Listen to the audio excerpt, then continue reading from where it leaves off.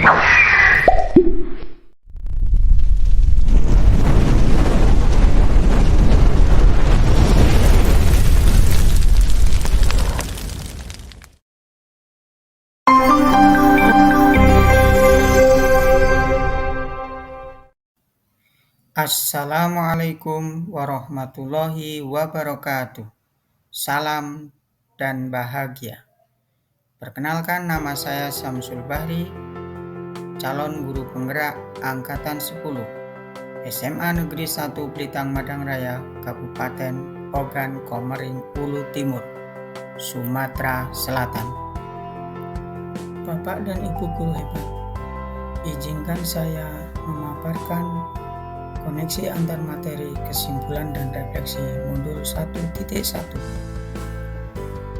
Pendidikan merupakan proses menuntun terhadap segala kodrat yang ada pada anak, agar mereka dapat mencapai keselamatan dan kebahagiaan yang setinggi-tingginya, baik sebagai manusia maupun sebagai anggota masyarakat.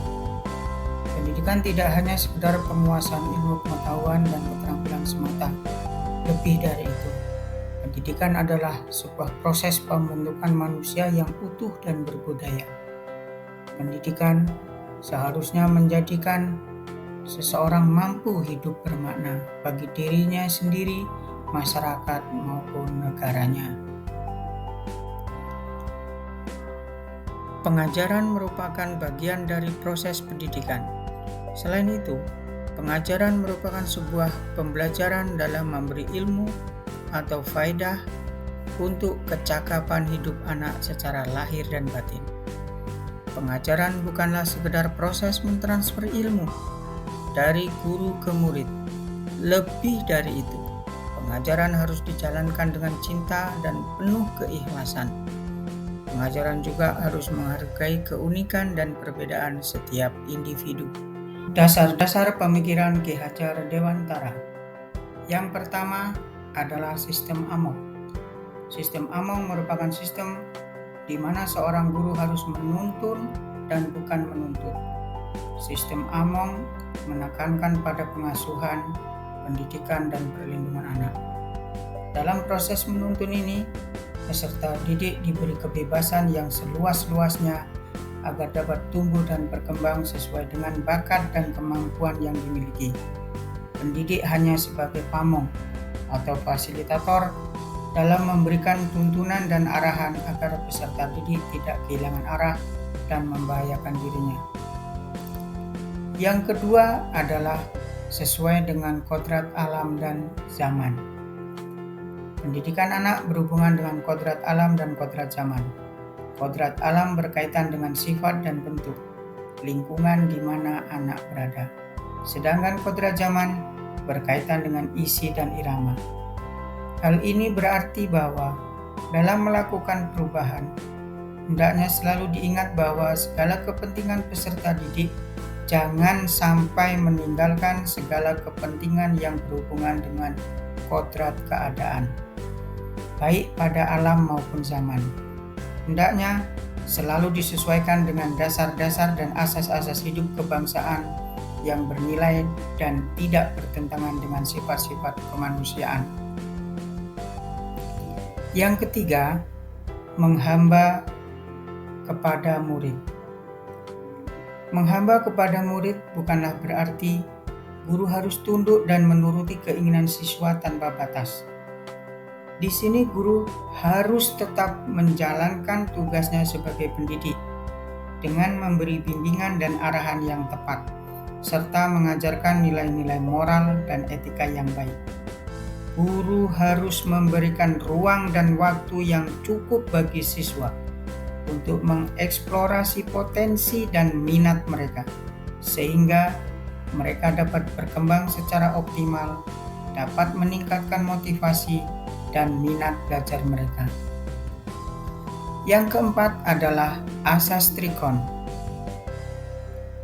Asas Trikon ini yang pertama adalah kontinu. Artinya, pengembangan yang dilakukan harus berkesinambungan, dilakukan secara terus-menerus dengan perencanaan yang baik. Yang kedua, konvergen. Artinya, Pengembangan yang dilakukan dapat mengambil dari berbagai sumber dari luar, bahkan dari praktek pendidikan, baik dari dalam maupun dari luar negeri. Yang ketiga adalah konsentris, artinya pengembangan pendidikan yang dilakukan harus tetap berdasarkan kepribadian kita sendiri. Yang kelima adalah merdeka lahir batin. Manusia yang merdeka lahir batin adalah manusia yang secara lahir dan batin tidak bergantung pada orang lain, dapat berdiri sendiri dan mandiri di atas kekuatan sendiri. Yang kelima adalah budi pekerti. Budi pekerti atau watak atau karakter merupakan perpaduan antara gerak pikiran, perasaan, dan kehendak atau kemauan sehingga menimbulkan tenaga. Budi pekerti juga dapat diartikan sebagai perpaduan antara cipta, karsa, sehingga menciptakan karya. Dan yang ketujuh adalah bukan tabula rasa. Manusia atau murid bukanlah kertas kosong yang bisa digambar sesuai dengan keinginan orang dewasa. Mereka terlahir dengan kekuatan kodrat yang masih samar-samar. Tugas seorang pendidik adalah menuntun, memfasilitasi, dan membantu anak tersebut untuk menebalkan garis samar-samar tersebut agar dapat tumbuh dan berkembang secara optimal. Yang terakhir, dari dasar-dasar pemikiran Ki Hajar Dewantara adalah pendidikan diibaratkan seperti petani dengan padi. Artinya bahwa peserta didik tidak dapat dirubah kodratnya, namun pendidik dapat mengarahkan peserta didik agar tumbuh sesuai dengan kodratnya.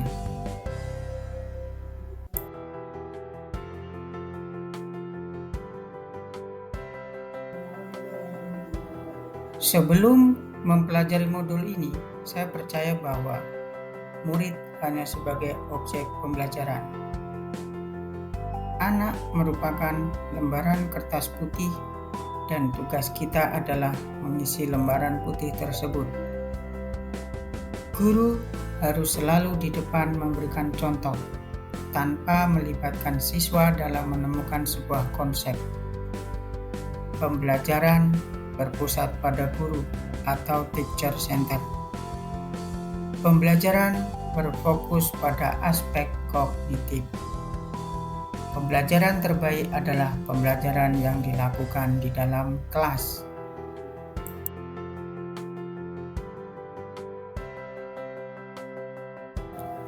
Setelah saya mempelajari modul 1.1 tentang filosofi pemikiran Ki Hajar Dewantara, saya menyadari bahwa pembelajaran yang selama ini saya lakukan kurang tepat.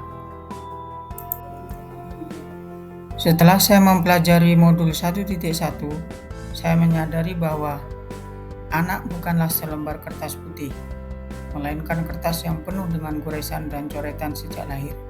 Dan tugas kita adalah menebalkan coretan-coretan yang baik dan menyamarkan coretan-coretan yang tidak baik. Guru bukanlah sebagai pusat pembelajaran, melainkan murid yang menjadi objek pembelajaran. Guru memberikan kesempatan kepada murid untuk tumbuh dan berkembang sesuai dengan kodratnya. Nilai kognitif bukanlah tujuan utama dalam pembelajaran, melainkan harus diselaraskan dengan budi pekerti. Pembelajaran di kelas bukanlah pembelajaran yang terbaik. Murid perlu berinteraksi dengan alam.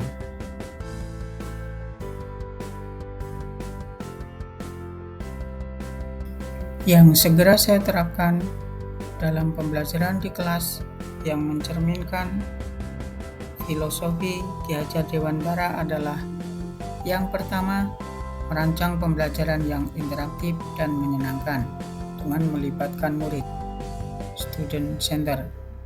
Yang kedua, memotivasi siswa untuk berpikir kreatif, inovatif, dan berinisiatif. Yang ketiga, pembelajaran tidak lagi menuntut, melainkan menuntun. Yang keempat adalah mengenali dan mengidentifikasi karakter murid.